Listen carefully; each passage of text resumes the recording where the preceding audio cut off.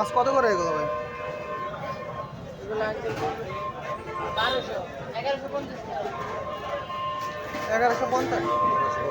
কত ঢুকবে ওই weight? Half kg. Half kg. আর এটা এটা এটা 1350।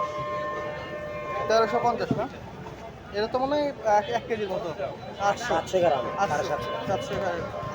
এটা অরিজিনাল বরিশালের মাছ। 1350 অরিজিনাল বরিশালের মাছ। ওদিকে তো মানে আরো বড় আছে না? এই যে এগুলো কত করে? এটা হলো 850।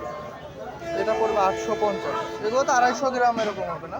300 গ্রাম। 300 250 850 করে বলতেছে।